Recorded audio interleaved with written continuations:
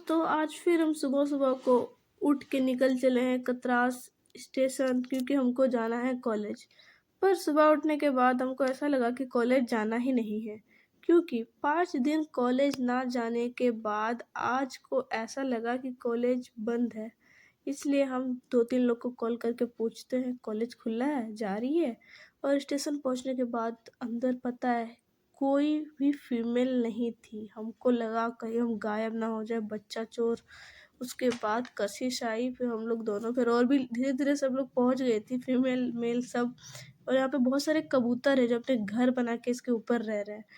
फिर कुछ ही पलों के बाद हमारी ट्रेन कतरासगढ़ स्टेशन पे पहुँच ही गई होती है, जो कि प्लेटफ़ॉर्म पे आ रही है, ठीक है?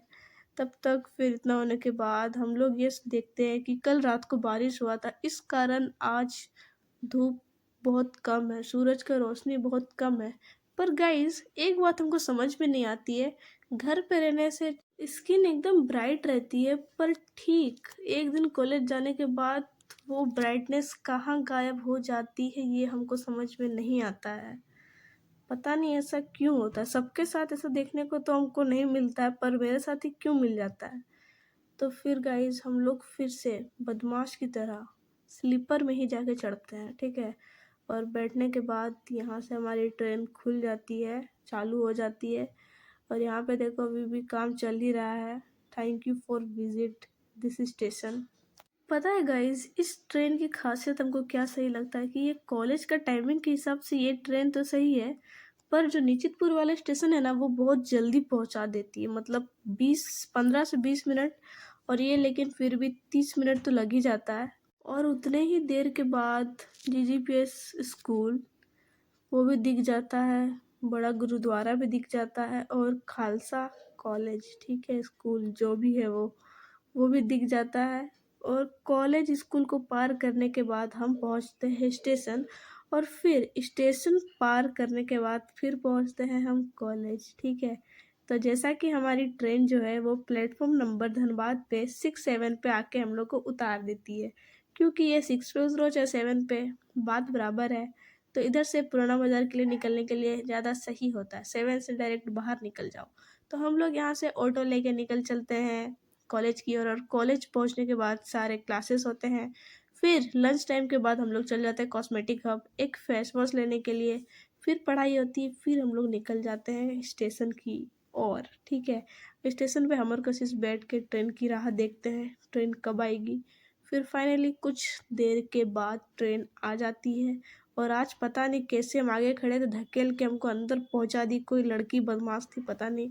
और घर आने के बाद पता नहीं ये क्या दिख रहा है खिड़की से झाँक कर। और फिर गाइस हम लोग पहुंच जाते हैं फुआ के घर, और यहाँ पे श्रुति को सिलवाना होता है अपना सूट, क्योंकि सेजल जो है वो बहुत ही ज़्यादा अच्छा सूट कुर्ती सब सिलती है, और सेजल को बहुत अच्छा मेहंदी लगाना आता है, बहुत कुछ बनाना आता है।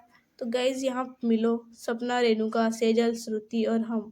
और श्रुति के हाथ में ये क्या है? छोटा सा बकरी का बच्चा जो इसका कपड़ा खा रहा है, क्योंकि बकरी के बच्चे को तो ये लोग कुछ खिला नहीं रही है, पत्ता वत्ता, तो बेचारा बकरी को उसका कपड़ा खाना पड़ रहा है। उसको देखो, अपना बकरी से कितना ज़्यादा प्यार है, गले से लगा के रखी है अपने बकरी को।